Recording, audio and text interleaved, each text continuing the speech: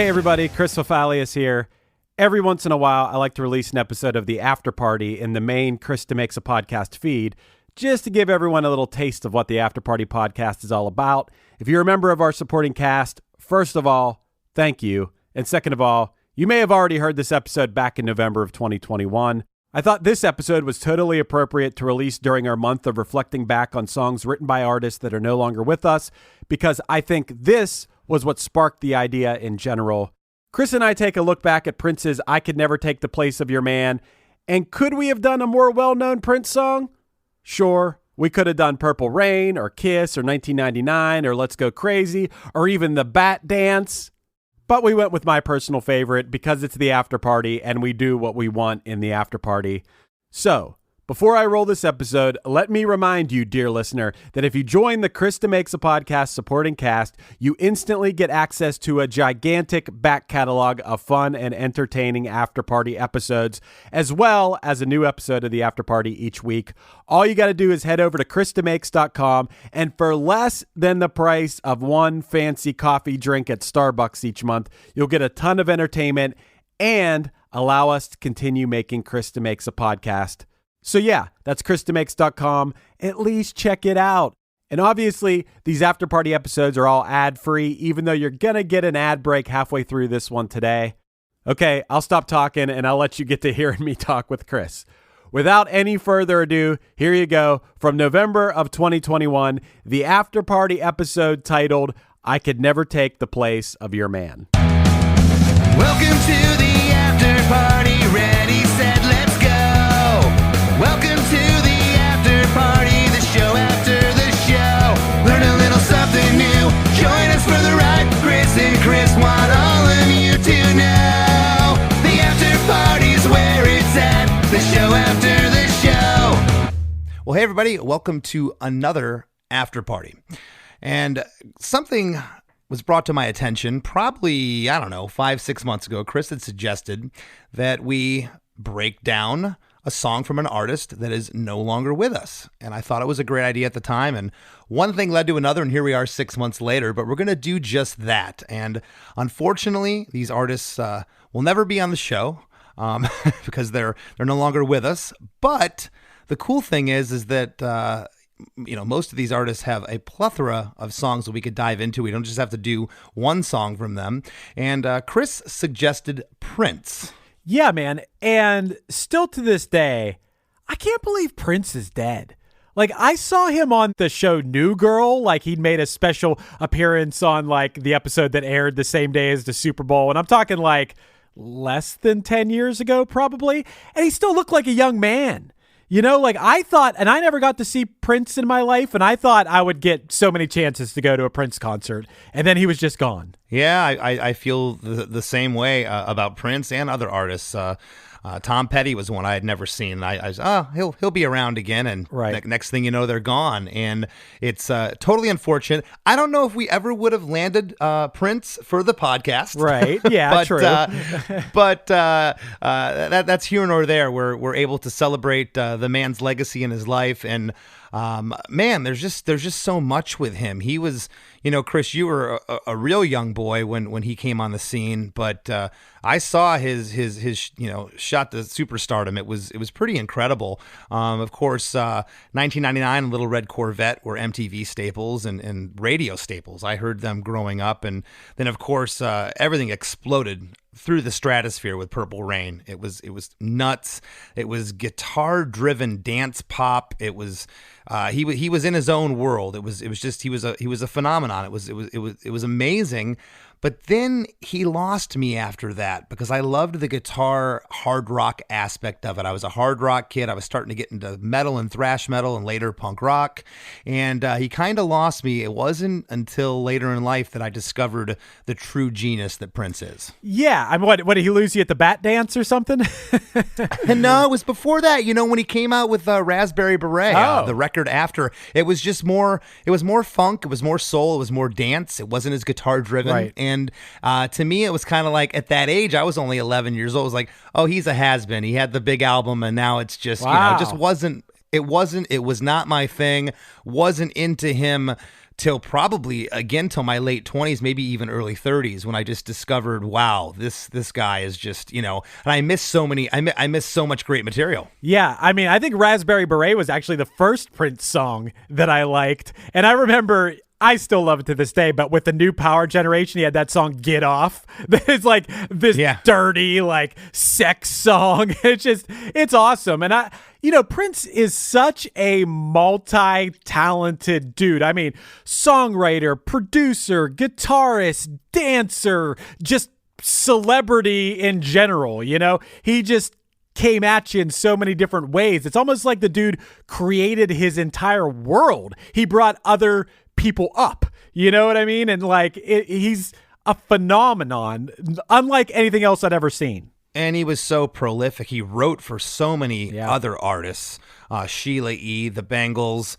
Sinead O'Connor, so on and so forth. So many artists, just so influential. As you said, just multi-instrumentalist, produced all his own stuff. Yeah. Didn't take any crap from the record labels. At some point, changed his name to a symbol because he had enough, right? So, and you could look at it and say, "Oh, the guy's egotistical. He's this, that." No, he's Prince. You can do that when you have that, that kind of balls in the game, right? I mean, exactly like you said it, Chris. Like, this guy could be as egotistical as he wants to be.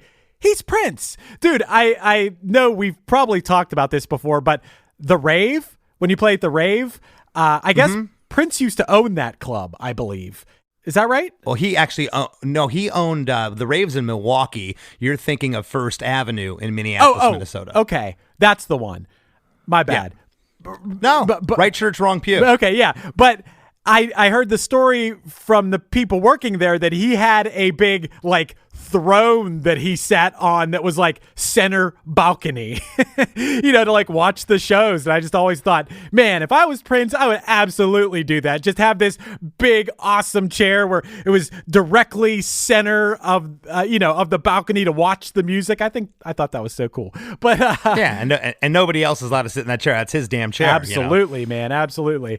Well, it was interesting. Chris had we looked at a bunch of different songs. There was suggestions floating around, obviously the mega hits that this man has, but we kind of went a little left of center here. Chris went ahead and we picked a song.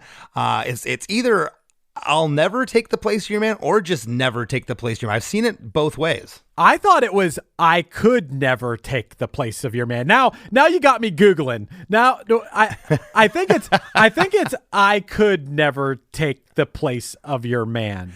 Okay. Well, which brings you to my next thing, which is the first time I heard this song. It was titled Never Take the Place of Your Man. And it was on a record by the Goo Goo Dolls. They covered the song in 1990. That's right.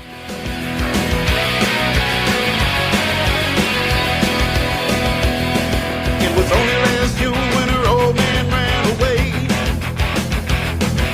She couldn't stop crying. She knew he was gonna stay. I remember when I had heard the Goo Goo Dolls version, I'm like, why does this sound so familiar? And Vinny had actually turned me on to Goo Goo Dolls, and Vinny Fiorello, former Less Than Jake drummer, had said, check out this band. And I heard this song, I'm like, what's going on here? And neither Robbie nor Johnny from Goo Goo Dolls sang the song. There was a R&B funk singer named the incredible Lance Diamond out of Buffalo, New York. He passed away in 2015. I found that out earlier, but he sang on their version. But it wasn't too long after that I realized, this is a Prince song, and I had heard it. This was the fourth single from the Sign of the Times record, but it wasn't a smash. It wasn't a big hit. No, and Chris, that's so funny you bring that up about the song title, because you told me about the Goo Goo Dolls cover with this guy singing it, and I was looking for it on Apple Music. I'm like, I can't find it. I had to YouTube it. Then I saw exactly what you said.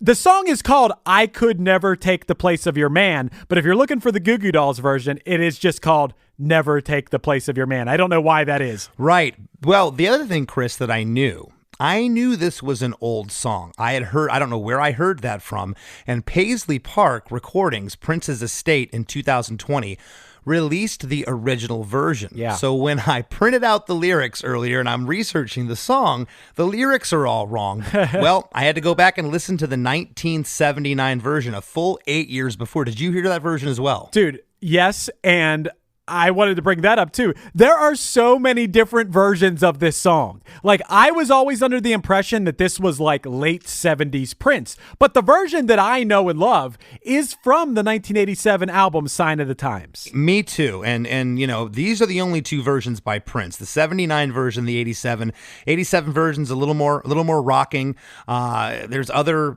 covers that have been done of this besides Goo Goo Dolls. I know Jordan Knight from New Kids on the Block cut this in 1999. Yep. I said, baby, don't waste your time. No, no, no, no.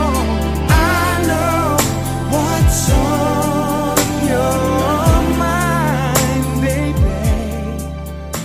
So the song's definitely gotten around. The 1979 version is 3 minutes and 13 seconds. The 87 version from Sign of the Times is 3 minutes and 41 seconds. And I'm ready to jump in if you are. Yeah, and I want to say, first of all, we're going to talk about the 1987 version. We're going to talk about the version, because then there's another version that's like an extended 6-minute version. Yes. And all that extra, I guess they call it a coda. It's just like a very extended outro is the most unnecessary thing I've ever heard in my life.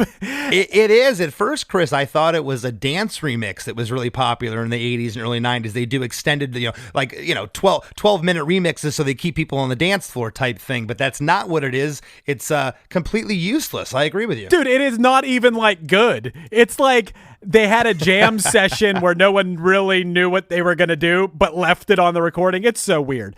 That's not what we're talking about. And the 1979 version, which sounds kind of like a demo, I don't think it was, I was looking so hard. I don't even think it was ever even released on anything. No, like I said, his estate released it to the public in 2020, 4 years after Prince had passed. Right. And I think it was just something that was in the vaults. Whether it was considered a demo or not, I don't know. But it sounds far removed down to the lyrics. When we get to the lyrics, I'll read the 1979 lyrics as well. I made notes here, so and we could talk about that. Yeah, and the 1979 version in my notes, I said it's ridiculous sounding. It's way more stripped down, and it's almost as if John Mellencamp was playing the song. She stopped crying 'cause she knew he was gonna stay. It was 10:35 on a lonely Friday night. That's when I first saw her out. She was looking alright. Something about it was early Mellencamp-ish to me. Yeah, everything about it from a production value screams 70s. And it's just not as rocking. It's not the premiere version, and I'm glad we're breaking down the 87 version. Me Again, too. the song is 3 minutes and 41 seconds, and it starts off for the first 12 seconds of the song just with that hook, man, that keyboard hook.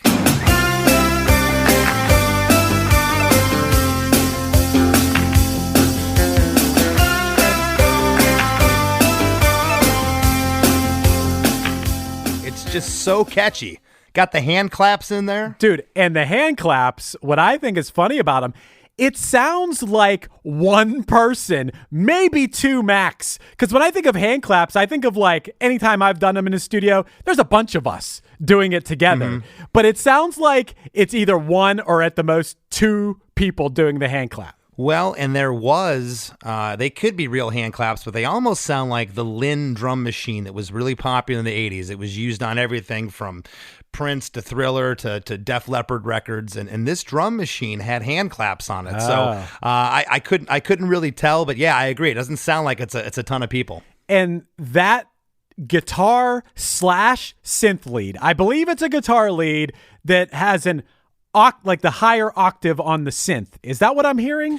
I think so. You know, this is around the time too, 86, 87, the guitar synths were coming in. And basically they were synthesizer guitars. It was built into the guitars, and Judas Priest was using them. And I talk about that later in my notes. There's a part in the song where I kind of wonder if I'm hearing that there. But at the top, yeah, I think it's guitar and I think it's keyboards, and I think it's just mixed really well. Yeah, and something about this song that I want to talk about right from the start here. This song always sounded like a big party to me, and it sounded kind of elaborate in certain ways. This is the most simple pop song ever. Like, this is as simple as it gets. It has a lot of cool things that build along the way, but this is basically 3 chords. This is basically a 3-chord song. It's a 3/4 at 2 minutes and 45 seconds. Right. 2 minutes and 43 seconds, excuse me. The last almost minute to 3:41 is a guitar solo that goes on, which is interesting, but it's a really stripped down song. The lyric is really simple. Yeah. There could have been a ton of artists that sang this lyric and it wouldn't have worked. It's Prince's delivery. It's how he sings it with the soul. It's funky. It's where he puts the little unts and the grunts and the and those kinds of things. That's what makes because these lyrics are pretty, how do I say it? They're pretty basic, rudimentary lyrics. They're not that crazy. It just kind of tells a little story, but it's Prince's delivery that sells it. Verse 1 begins at the 13-second mark.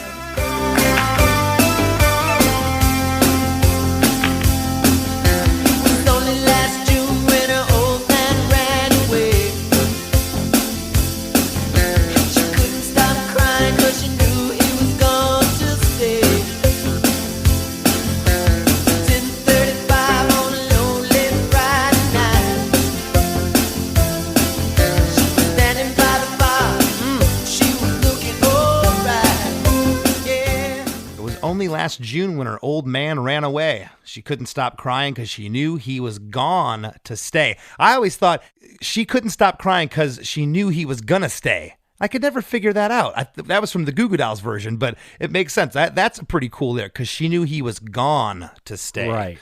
On the original version, 79, it says, it was 10:35 on a lonely Friday night. For this version, you drop the it was. So it's just 10:35 on a lonely Friday night. She was standing by the fire. She was looking all right. Yeah. That line, she was standing by the fire, was not there in 79. That line was, that's when I first saw her. She was looking all right. And I like she was standing by the fire better. Some more imagery there. Better imagery. Yeah, for sure. And Chris, one thing before we get into the story of this song, I nowhere online could find who is playing on this song, so I have to assume the Prince is playing everything here. I would have to agree with you unless, there's a lot of studio musicians that were uncredited. They were paid to be uncredited. Yeah, here's $300. Don't tell anybody you played in the record. That was a big thing that still goes on today. Ghost musicians, knowing how proficient Prince was as a musician, it wouldn't surprise me if he played everything on this track. Right. I know he produced it and everything, but yeah. So basically the story in this song was that we assume Prince, the first person, the narrator of this story, sees this woman who is upset because her man has left. That's basically what we're getting at here, right? I think so, unless he's referring to himself. Ooh. In kind of the third person. It was only last June when her old man ran away. She couldn't stop crying. I don't know, but it could be either way. And he's not here to tell us. Right. And that's the beauty of lyrics. We always talk about on the show. You can interpret them any way. This to me is he's telling a story of someone else. Get up. Let a woman be a woman and a man be a man. Get up. If you want to, baby, here I am. Here I am. We're going to take a quick break for a word from our sponsors, but we'll be back with the second half of this sneak preview of the after party. Hey, this is Scott from Fly on the Call. Each week I speak to a different musician, whether they're in an established band like Silverstein or the Wonder Years, or a band on the rise like Spanish Love Songs, Origami Angel, or Meet Me at the Altar. We discuss music and lyrics, the successes and challenges of being in a band, and more, as we get to the core of each artist. The show features musicians of diverse genres and backgrounds, so there's always a chance I'll be talking to your new favorite band. Listen and subscribe at soundtalentmedia.com. You outside, lay your pretty body against the parking meter. Strip your dress down like I was stripping a Peter. Pause, I'm in joy. Let me show you, baby, I'm a talented boy. Everybody grab a And now, back to the after party. Hey, in this first verse, one thing I noticed, Chris, the bass line sticks out to me every time. At the end of every progression, it goes high, and you hear that bass lick. Dude, that really sticks out. Like, otherwise, the bass is kind of just there, but you hear that at the end of every line. Also, this first verse, no harmonies.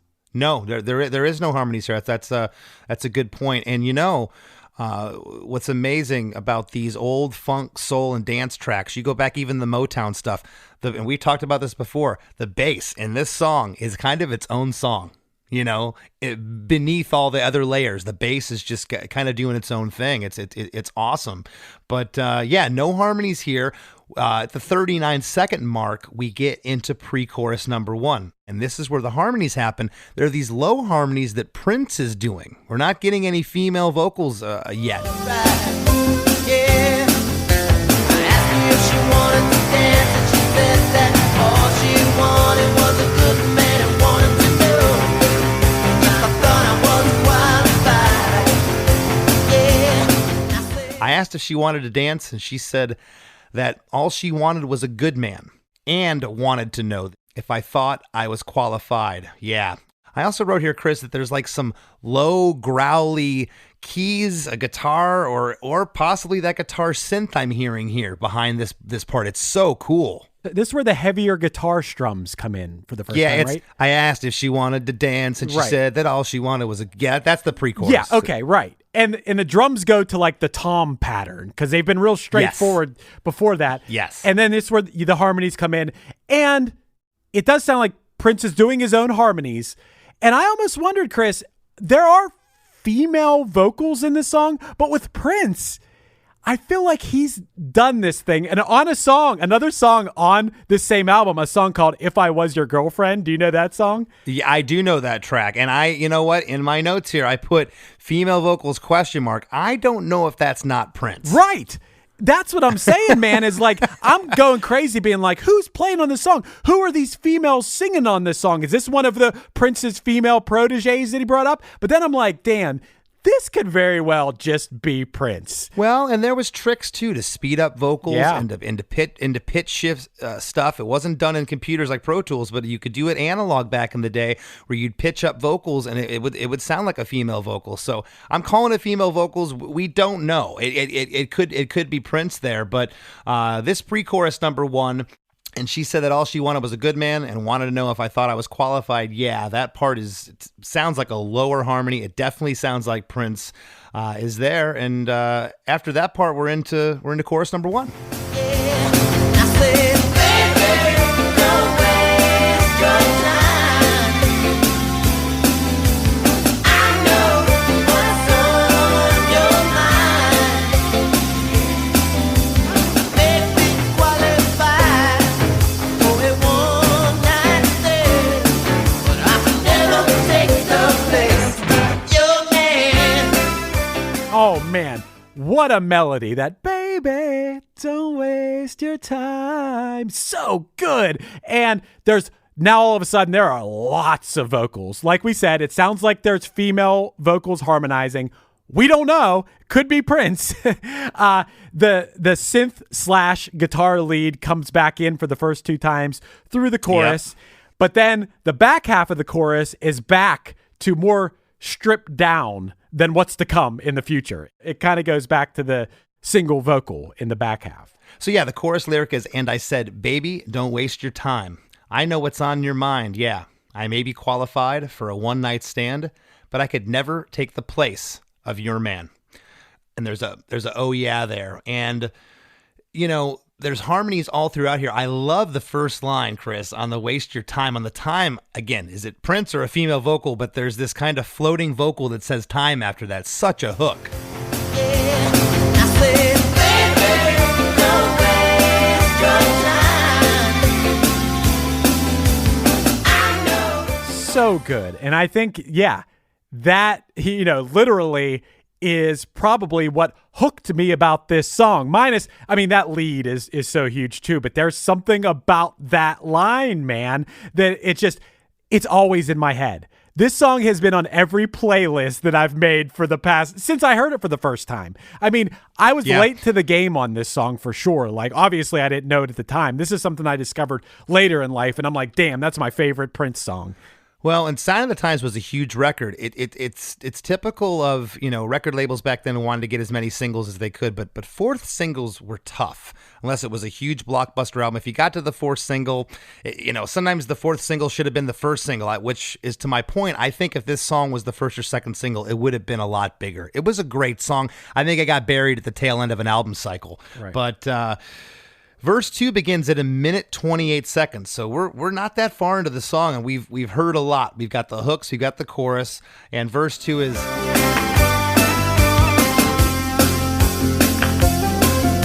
It hurt me so bad when she told me with tears in her eyes. He was all she ever had, and now she wanted to die. Left her with a baby and another one on the way. Yeah. She couldn't stop crying 'cause she knew he was gone to stay. Yeah. It hurt me so bad when she told me, with tears in her eyes, he was all she ever had, and now she wanted to die. He left her with a baby and another one on the way. Yeah, and she couldn't stop crying because she knew he was gone to stay. And on the with tears in her eyes, the second line, there's that like female echo with tears in her eyes. Like, just such a hook. I'm calling it a female Yeah, echo. the It could have been response. Prince, but the response there, and I love little things like that. Yeah, and speaking of little things, Chris, in the second verse, there are some little noodly guitar parts happening that weren't there in the first verse. And and now on the verse, unlike the first verse, there are some harmonies on Prince's vocals in the second half of this verse. The first verse was no harmonies.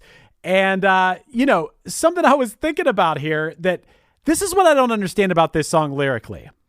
It sounds like whoever this woman's man was, left her with tears in her eyes, left her with a baby and another one on the way, and she couldn't stop crying because she knew he was gone to stay. Why does Prince think that he could never take the place of her man? He sounds terrible. That's what I don't get about the lyrics here. Yeah, and again, I think it's that ambiguity that not to negate your point, but it just doesn't matter. But I agree with you. I don't know why you would say that. Why couldn't he take the place of this deadbeat? Yeah, I mean, maybe it's just like, I'm Prince, right? I don't got time for this shit. I'm Prince. So, Yeah.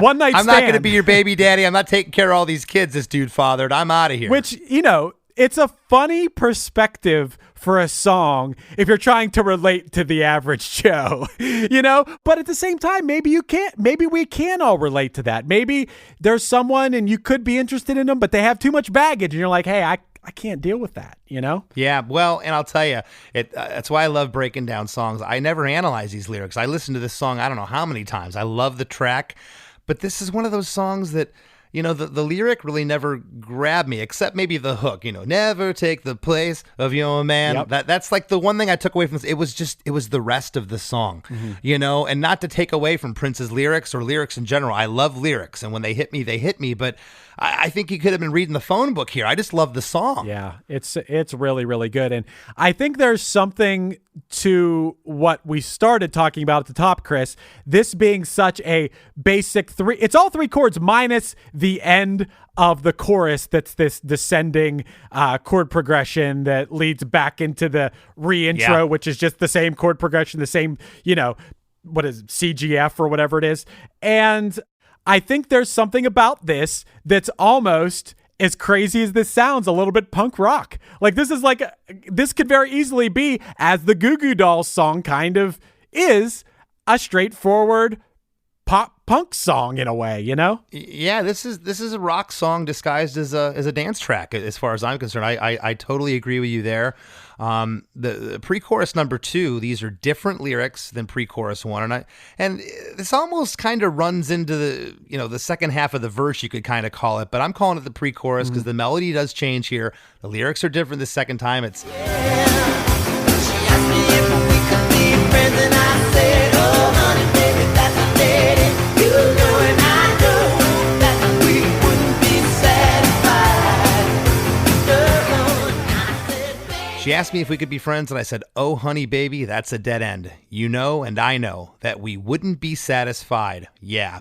And there's all high harmonies here. I'm gonna refrain from saying female harmonies, Right. but there's super high harmonies that weren't there on the first pre-chorus that I'm saying was Prince. It was these lower register harmonies. Yeah, and this melodically, this pre-chorus is so catchy and fun because it kind of has like a pedaling feel to it, because it has this like, she asked me if we could be friends and I said, oh honey baby, that's a dead end, you know, and I know. Like, it's so fun. It's like a steamroller of a melody, if that makes sense. It is. It's I you know, dare I say it's a rap, but Yeah. it's kind of got like a rap delivery to Right. it. You know, it's got flow, and that's something that Prince was made a career out of, just his delivery and how he could sell something. Again, this isn't one of my favorite Prince lyrics, but man, I always say this. I believe it. I believe what he's saying here, even though it's hard to believe that he can't replace this guy that she's with. But Well, you know, Chris, this lyric here, now that I read this and we're talking about it, now maybe I understand a little bit. I think we get a little bit of a clue here, because he says, you know and I know that we wouldn't be satisfied. Meaning, maybe it doesn't matter if this guy's shitty. He knows that she's still in love with him because she's crying, she's upset, and he knows that he's not going to be satisfied because he feels like he's always going to be the second place to this guy. Maybe that's that makes it make a little bit more sense to me. yeah, and you know what? We always have our lovely followers and listeners. I'm sure will let us know in the Facebook group Yeah. that we're on the mark or off the mark. Right. Please let us know. We like the constructive or non-constructive criticism. We'll take it all. At the 2-minute 7-second mark, we're in chorus number 2. I said, baby, don't waste your time. I know what's on your mind. Wouldn't be satisfied with a one-night stay. And I could never take the blame. Your man. And the lyric is, and I said, baby, don't waste your time. I know what's on your mind. Wouldn't be satisfied with a one-night stand. I can never take the place of your man. And from the 79 version on the second line, and I said, baby, stop wasting your time. But now it's don't waste in this version. And the fourth line here, wouldn't be satisfied. The original version demo from 79 says, I won't be satisfied. So just little things. It makes you wonder why he changed it. It's saying the same thing, but maybe he felt it sang a little bit better.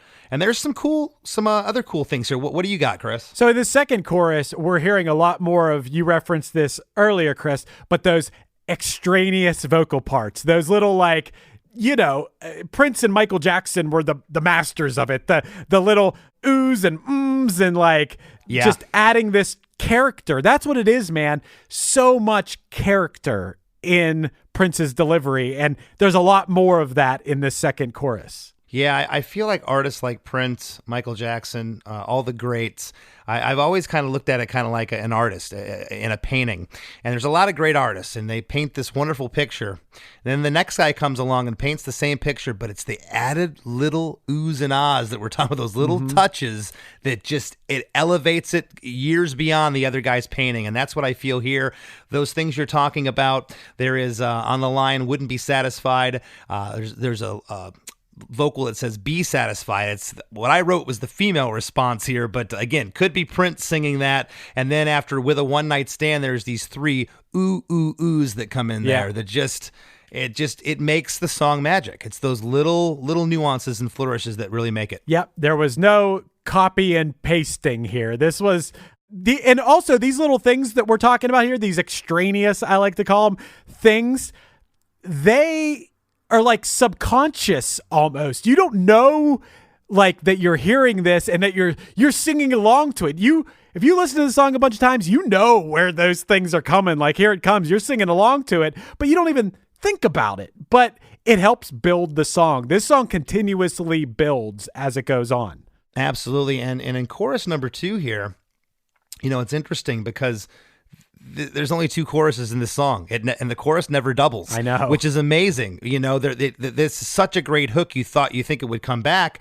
The keyboard hook from the top is in this chorus. It's there. It's pretty present. But after he says, "I can never take the place of your man," at the end of the chorus, the hook from the top, the reintro, comes back in. Yep. Now the keyboard, synth, guitar parts layered, whatever it is, that hook is pretty high up in the mix. And there's some vocals floating around after this. It sounds like Prince alone at the end here is just saying, "of your man." There's no harmonies on that. And then from there, there's like that I'm calling it the female vocal float with like a yeah, the place of your man, which Prince sings that line alone. And then there's some more. There's 4 oohs, Yep. ooh, ooh, ooh, ooh, that comes in right before the guitar solo. That's the last vocal you hear in the song.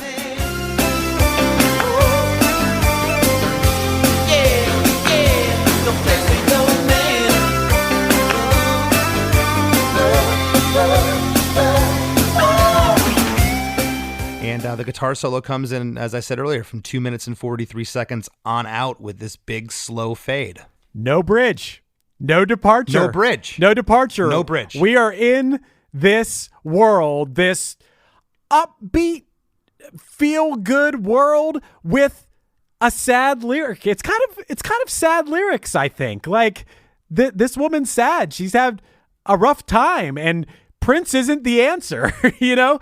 Yet it's we're staying there. We're staying there in that world. And Chris, something I wanted to bring up to you is, did you watch the music video for this? I did. A completely different version of the song. Yes. Thought I was qualified. Yeah. I said, baby, don't waste your time. That's what I told her. Yeah. I know what's on your mind. Yeah. Can't be qualified for a one-night stand. I can never take the place of your man.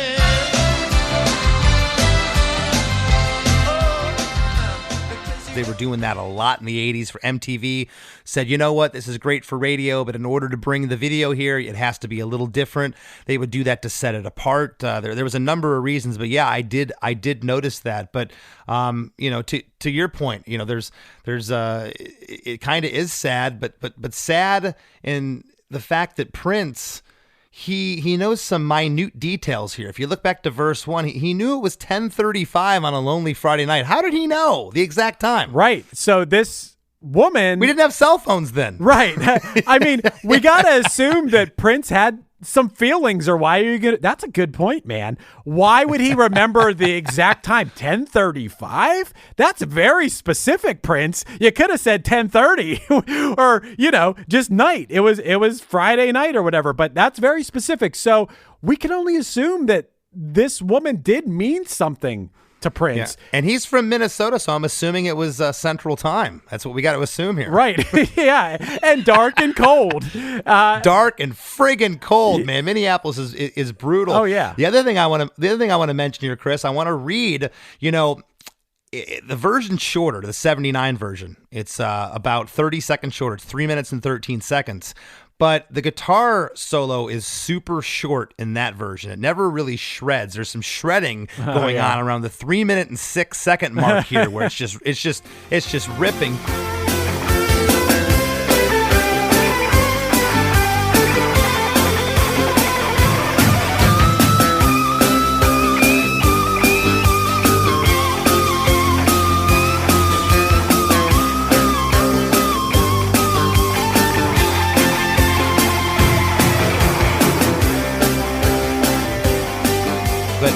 The 79 version is just kind of laser. There's a little guitar solo, but then it goes into this whole other set of lyrics that just don't work. That's why I think the 79 version never saw the proper release light of day. But I've tried, yeah. I sure as hell tried. Honey, I've tried, yeah. I'll try, baby. Take the place of your man, yeah. Your man, yeah. Sure as hell tried, yeah. But The lyric is, but I'll try, yeah. Oh, love, I'll sure as hell try. Honey, I'll try, yeah. I'll try, baby. Take the place of your man, yeah. Place of your man, yeah. Sure as hell try, yeah. Place of your man, yeah. Wow. So So in 1979, Prince was saying that, like, I'm going to try, because in this version, it doesn't sound like he's even going to try. It sounds like, nope, this isn't happening. that's, yeah. And I think that he wanted to leave. I'll use the word, he wanted to be a little more ambiguous. I think that maybe that's why this was chopped. Not to mention, this just wasn't great. I think that ending on the guitar solo, even though it never comes back to the chorus hook, I think this was the right way to go. I'm pro 87 version all the way. Yeah, I am too. And Chris, I got to talk about this guitar solo for a second. It's funny because it starts out like, oh, this is just going to be some basic, not difficult guitar solo. And then, a few bars into it, he is shredding. He is ripping. For what starts out so simple, it turns into like, I don't know, a moment for Prince to shine on the guitar. Yeah, he definitely, to me, I know a lot of people respect him and love him as a guitar player, but he never got the credit. He had his hands in so many different pots. His vocal melodies, the way he dressed, his show, how outlandish and crazy he was as a performer, dealing with the record label. He was about as punk as it gets in a major label world with his attitude and everything. And I think that overshadows it. He could rip with the best of them, man. His guitar playing was absolutely fantastic. Yeah, as was evident at his Super Bowl performance, which no one will ever beat that Super Bowl performance. That was absolutely incredible. It was awesome. And Chris, I've heard you describe songs on the show as this before, but I would have to say that I Can Never Take the Place of Your Man is in its truest form or definition, or whatever you want to call it, a pop gem. It is a pop gem, and for everyone listening, please let us know. Give us some feedback of an artist that's no longer with us here on planet Earth. If you could let us know what artist and what song you'd like us to break down, and we'll consider it for a future after party. Hell yeah, man.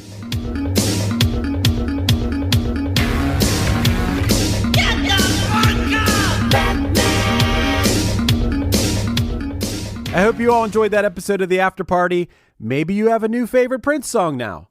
Don't forget to, at the very least, check out ChrisDeMakes.com and consider signing up for our supporting cast. You can always try it for a month and cancel if you don't like it. I'm pretty sure you will like it, though. There are also options to subscribe for a whole year and save a little by committing to a year's subscription. And there's even an option to gift a subscription to a friend. Once again, as I said before, your support allows us to continue making Chris DeMakes a podcast, which we hope is your favorite podcast. Have a great day, everybody.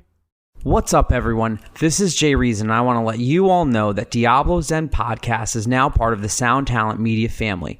Listen in as me and the one and only Danny Diablo, aka Lord Ezak, interview artists from the hardcore, punk, metal, hip-hop scenes and beyond. We have conversations with guests like actor Peter Green, DJ Muggs from Cypress Hill, LA street photographer Estevan Oriol, Jimmy G from New York City's legendary Murphy's Law, and pro wrestler Vampiro, to name a few. If you're a fan of good discussions and lots of laughs, tune in and join the fun.